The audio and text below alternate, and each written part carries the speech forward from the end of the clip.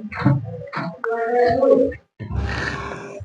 Friends, welcome back to my YouTube channel. तो फिर से आप लोगों का हमारे इस नए वीडियो में स्वागत है। इसमें आप लोग थंबनेल देख ही लिए होंगे कि आज कितना ज़्यादा महत्वपूर्ण क्वेश्चन आपके लिए लेकर आए हैं। तो आप लोग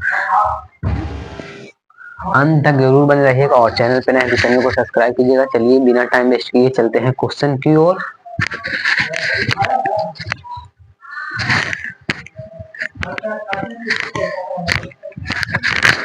social science exam 2025 top 10 subjective question Bihar board 10। ठीक है, जरूर देखिएगा क्योंकि यहाँ से 6 अंक पक्का है। तो चलिए बिना टाइम वेस्ट किए चलते हैं सोशल साइंस का हिस्ट्री का क्वेश्चन की ओर। तो कपड़ा लाइए और उसको मिटा के स्टार्ट किया जाए।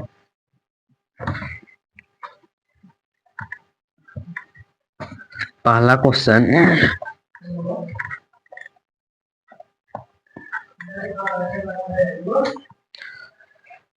सबसे पहला क्वेश्चन और सबसे अच्छा क्वेश्चन। ठीक है, थोड़ा सा आवाज चेक कर लेते हैं जा रहा है या नहीं, उसके बाद प्रॉपर तरीका से स्टार्ट कर देंगे। ठीक है,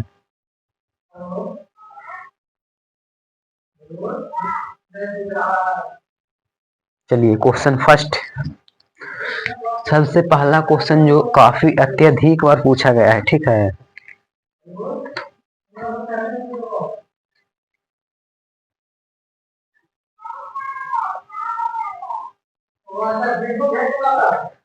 चलिए पहला क्वेश्चन,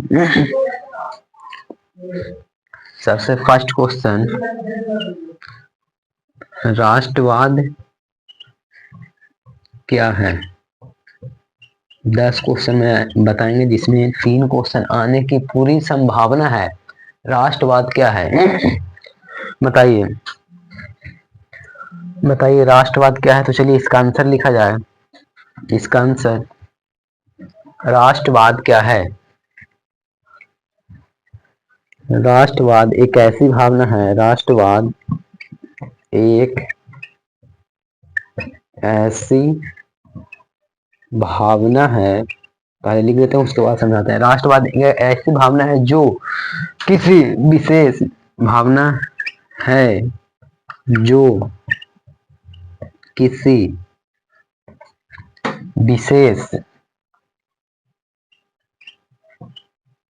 राष्ट्रवाद एक ऐसी भावना है जो किसी विशेष विशेष भौगोलिक सांस्कृतिक भौगोलिक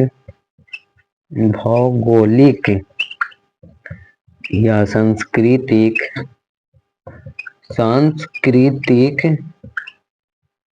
भौगोलिक सांस्कृतिक या सामाजिक परिवेश में रहने वाले लोगों में या सामाजिक प्रवेश में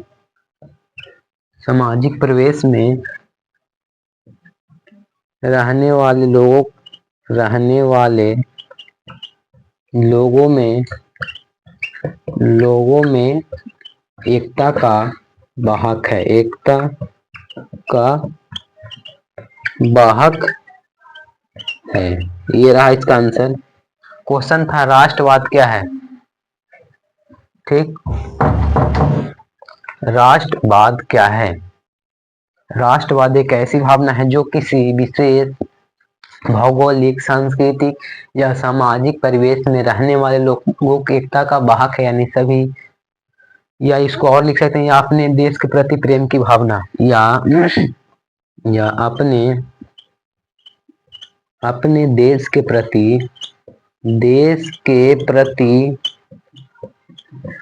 देश के प्रति प्रेम की भावना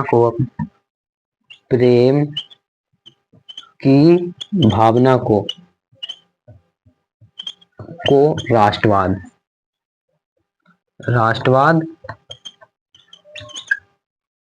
कहते हैं। राष्ट्रवाद यानी अपने देश के प्रति अच्छाई सोचना, ये सब। तो राष्ट्रवाद एक ऐसी भावना है जो अपने विशेष भौगोलिक सांस्कृतिक या सामाजिक परिवेश में रहने वाले लोग आपस में मिलजुल कर रहे, यही है राष्ट्रवाद। या अपने देश के प्रति प्रेम की भावना को राष्ट्रवाद कहते हैं। तो फर्स्ट क्वेश्चन था राष्ट्रवाद क्या है, तो सबसे सिंपल परिभाषा, राष्ट्रवाद एक ऐसी भौगोलिक या सांस्कृतिक या सामाजिक परिवेश में रहने वाले लोगों को एकता के वाहक को ही राष्ट्रवाद कहते हैं, या सॉरी अपने देश के प्रति प्रेम की भावना को राष्ट्रवाद कहते हैं। फर्स्ट क्वेश्चन का आंसर।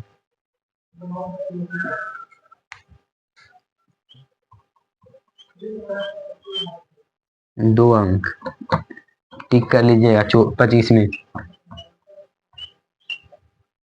अगला दूसरा नंबर,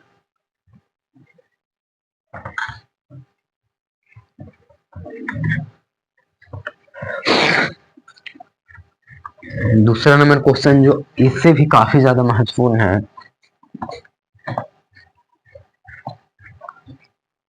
दूसरा नंबर क्वेश्चन है मेजनी कौन था, मेजनी कौन था। दूसरा क्वेश्चन, मेजनी कौन था, सबसे महत्वपूर्ण क्वेश्चन, मेजनी कौन था, बताइए इसका आंसर। मेजनी कौन था, सॉरी, तो मेजनी इटली के करण का पैगंबर या महिषा कहा जाता था। सॉरी, थोड़ा सा पानी पी लेते हैं।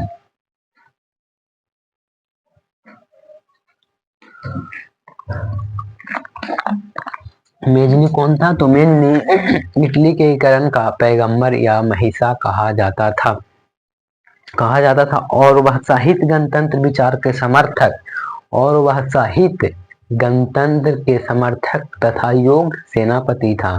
चलिए आंसर लिखते हैं, उसके बाद समझाते हैं। मेजनी इटली के करण का, मेजनी इटली के एकीकरण का, एकीकरण का पैगंबर, इटली के एकीकरण का, मेजनी इटली एकीकरण का पैगंबर, पैगंबर या महिषा, इटली के एकीकरण का पैगंबर या महिषा कहा जाता था, कहा जाता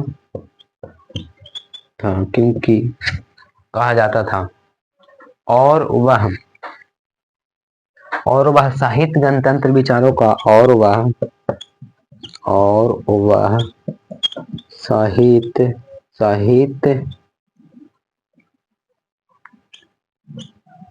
गणतंत्र विचारों का समर्थक तथा योग सेनापति था, योग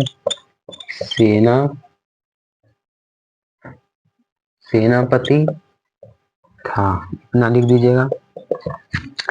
और इसके बाद इन्होंने 1931 में, 1931 ईस्वी में यंग इटली तथा 1934 में यंग यूरोप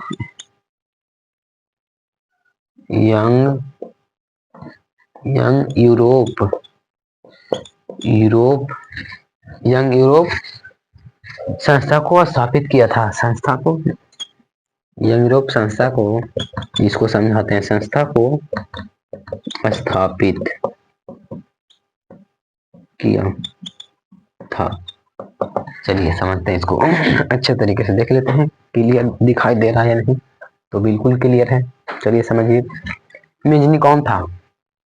मेजनी को इटली के एकीकरण का पैगंबर या महिषा कहा जाता था तथा समर्थक तथा गणतंत्र विचारों का समर्थक तथा योग सेनापति, यानी सेनाओं में सबसे जो महान होता है, जो एक दूसरे को गाइड करता है, वो जिसको, यानी मेजनी को सेनापति कहा जाता था, यानी सेनाओं को संभालने का कार्य किसको था, मेजनी को, तो इसे सेनापति कहा जाता था, योग सेनापति था। और इन्होंने 1931 में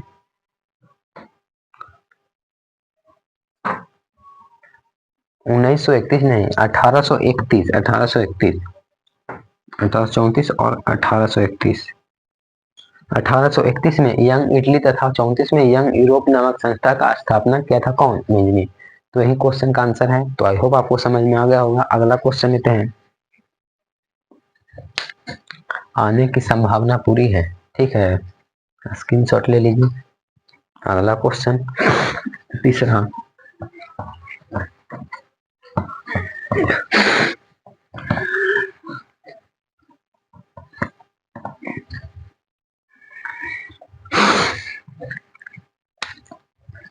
तीसरा, जो पूछा है वही, क्योंकि हम छाट कर लेकर आए थे, ठीक है, जो अत्यधिक बार पूछा गया है वही क्वेश्चन लाएंगे। जर्मनी के एकीकरण में जर्मनी के करण की बाधाएं क्या थी? सबसे महत्वपूर्ण क्वेश्चन। जर्मनी के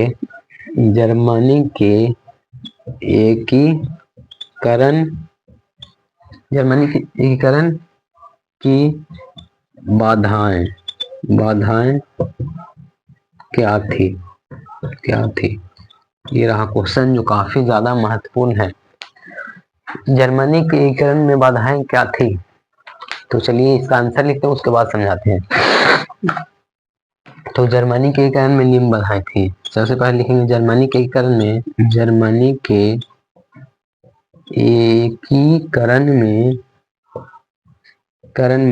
निम्न बाधाएं थी। निम्न बाधाएं थी।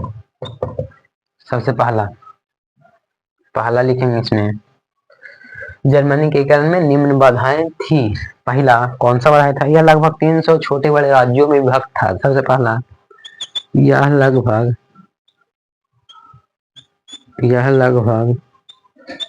300 छोटे बड़े राज्यों में विभक्त था। सबसे पहला कारण जर्मनी के एकीकरण की क्या बाधाएं हैं? तो सबसे पहला कारण जर्मनी एकीकरण के निम्न बाधाएं, यानी बहुत सारे बाधाएं, जिसमें सबसे पहला का था कि लगभग 300 छोटे बड़े राज्यों में विभक्त था। कौन? जर्मनी। दूसरा कारण इसमें लिखेंगे 2 अंक में आता है, तो 2 अगर 3 कारण लिख दिए 2 अंक में, तो 2 अंक निश्चित मिलेगा, ठीक है। अगला लिखेंगे राष्ट्रवाद के भावना का अभाव था। राष्ट्रवाद के भावना का अभाव। राष्ट्रवाद की भावना का अभाव था, मैंने कि वहां के लोगों में राष्ट्रवाद नहीं था, अपने देश के प्रति प्रेम नहीं था कि आपस में मिलजुल कर एक रह सके, ऐसा भावना नहीं था वहां, ठीक है। तो यही कारण था कि राष्ट्रवाद के भावना का अभाव था। अगला लिखते हैं तीसरा, ऑस्ट्रिया का हस्तक्षेप। ऑस्ट्रिया का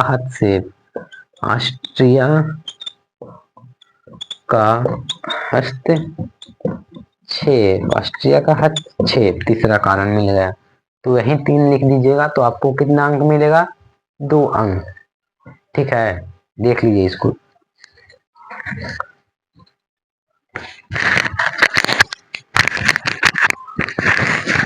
तो 3 क्वेश्चन हो गया। चलिए चौथा क्वेश्चन की ओर चलते हैं। तो आई होप आपको समझ में आ गया हो। चौथा क्वेश्चन लिखते हैं, इसको मिटाया जाए।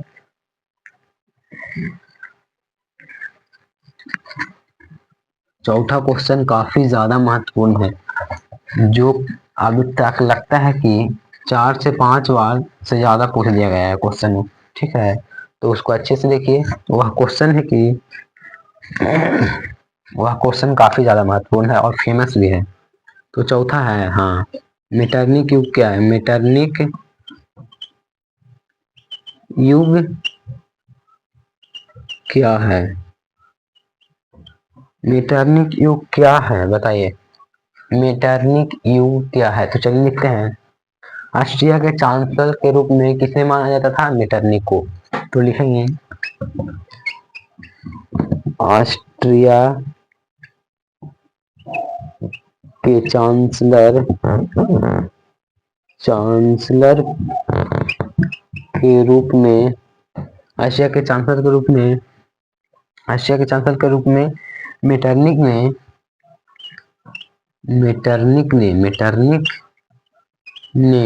1815 से 1848 ईस्वी तक 1815 से 1848 ईस्वी तक, नहीं पता लग रहा होगा, मार्कर चेंज करते हैं, ठीक है। 1800 इतना से 48 ईस्वी तक शासन किया, ठीक। एशिया के चांसलर के रूप में मेटरनिख के माना जाता है, जो 1815 से 1848 ईस्वी तक शासन किया। इसी दौरान यूरोप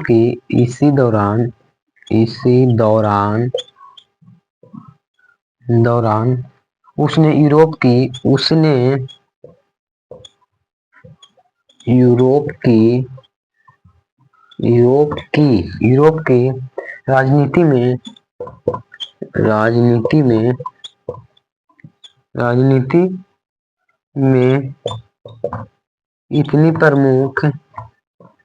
इतनी प्रमुख भूमिका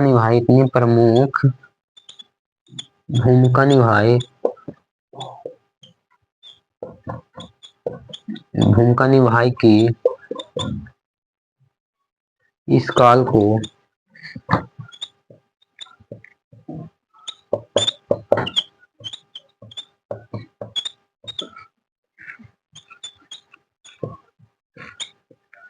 चलिए इसको समझाते हैं। मेटरनिख क्या है? तो मेटरनिख ऑस्ट्रिया के चांसलर के रूप में माना जाता था, जो 1815 से 1848 ईस्वी तक शासन किया, और इसी दौरान यूरोप में काफी ज्यादा महत्वपूर्ण भूमिका, यानी अच्छे तरीके से शासन व्यवस्था को रखना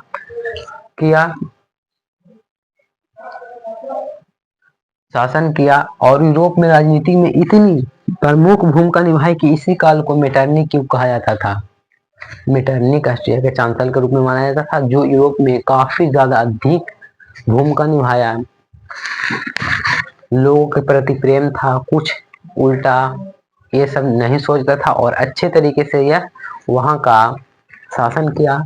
तो इसी काल को मेटरनिख युग के नाम से जाना जाता है। अगला क्वेश्चन 5 नंबर देख लीजिए इसको, उसके बाद 5 नंबर क्वेश्चन लाते हैं।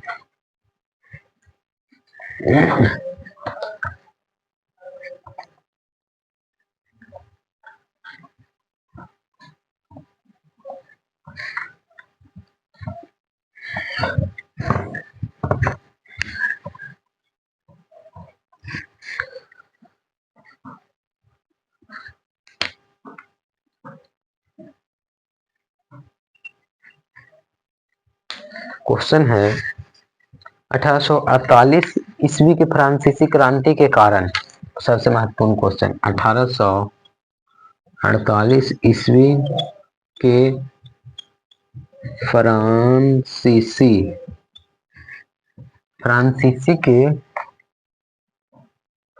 क्रांति के कारण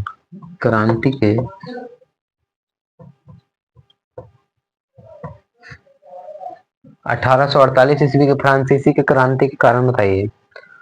तो इसको आंसर लिखेंगे 1848 ईस्वी के फ्रांसीसी के निम्न कारण है। 1848 ईस्वी 1848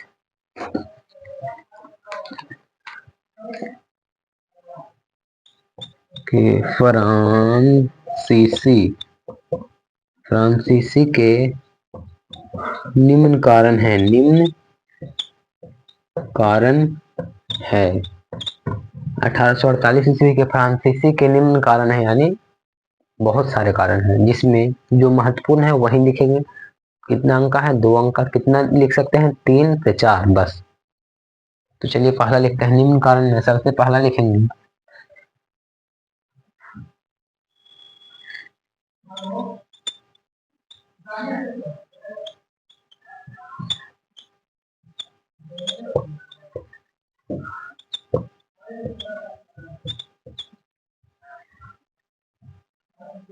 लुई फिलिप की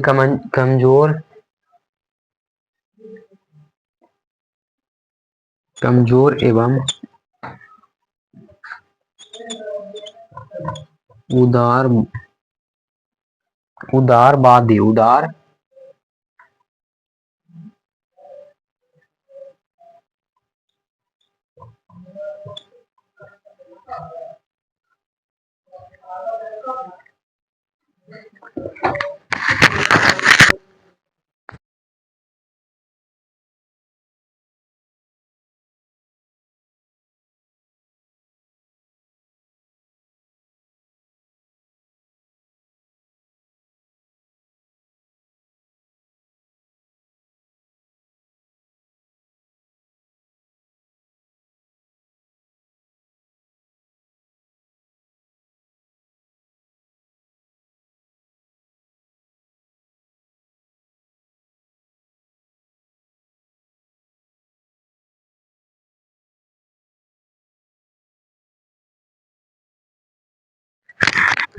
तो लुई फिलिप की कमजोर एवं उदारवादी नीति का होना। कपड़ा भिंगा के लाए थे ताकि आपको अच्छा।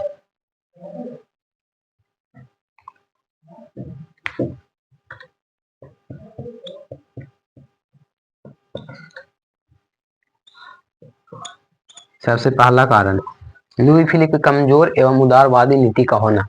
दूसरा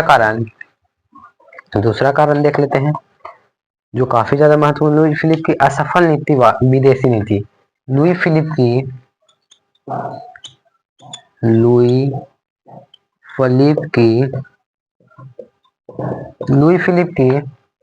असफल विदेशी नीति। असफल विदेशी नीति का होना। लुई फिलिप द्वारा जो विदेश से जो लाया था नीति, वह काची हो गया, असफल, यानी सफल नहीं हो पाया। ठीक है। तीसरा,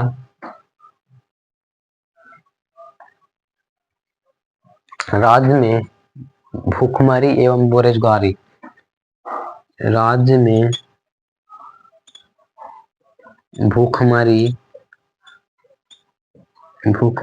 एवं बेरोजगारी का होना।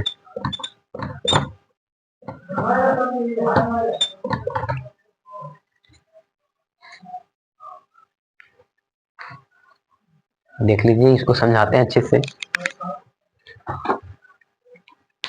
1848 ईस्वी के फ्रांसीसी क्रांति के कारण लिखे। तो 1800 लिखना है। 1848 ईस्वी के फ्रांसीसी क्रांति के निम्न कारण है जिसमें सबसे पहला कारण लुई फिलिप की कमजोर एवं उदारवादी नीति होना। लुई फिलिप की कमजोर एवं उदारवादी नीति का होना सबसे पहला। दूसरा, लुई फिलिप विदेशी नीति लाया था, वह काची हुआ, असफल हो गया। लुई फिलिप द्वारा असफल विदेशी नीति का होना। और तीसरा, राज्य में बेरोजगारी एवं भूखमरी बहुत ज्यादा छा गया था।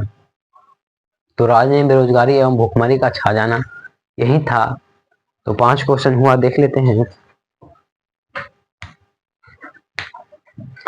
तो वही था 5 क्वेश्चन, जिसमें से आपके एग्जाम में कितना क्वेश्चन आ सकता है, 3। 5 में 3 तो 100% आएगा। इसलिए आप लोग वीडियो के अंत तक जरूर 1 से 2 बार देख लीजिए कि माँ तेरे पसीने की हर एक बूंद को मोती सा चमकाऊंगा, तू सपने बड़े देखना मैं पूरा करके दिखलाऊंगा। तो आप लोग अपने माता पिता का सपना को पूरा कीजिए, क्योंकि अब समय बहुत कम, ना के बराबर बचा हुआ है। कितना दिन है, बस जनवरी, बस 40 से 42 दिन है आपके पास। आप अच्छे से स्टडी कीजिए और फुल्ली रिवीजन कीजिए, ताकि आप अपने एग्जाम में अच्छे मार्क्स ला सकें। क्योंकि अब उतना समय बचा नहीं है कि अब फिर से आप कॉन्सेप्ट की ओर पढ़ सकते हैं। इसलिए आप लोग फुल्ली रिवीजन कीजिए और अपने माता पिता का नाम रोशन कीजिए और गांव समाज में अपना अच्छा मार्क्स लाइए, ताकि सभी लोग आपसे प्रसन्न हों। तो इसी प्रकार के क्वेश्चन फिर होगा कल। तो फिर मिलते हैं नेक्स्ट वीडियो में। तब तक के लिए पढ़ते रहिए, हंसते रहिए, मुस्कुराते रहिए और अपना चैनल को सब्सक्राइब कीजिएगा, ताकि अपना बड़ा परिवार और हो सके। फिर मिलते हैं। थैंक्स फॉर वॉचिंग, जिसमें यहाँ से आपके एग्जाम में 1 से 2 तो 110% आएगा। ठीक है, थैंक्स फॉर वॉचिंग।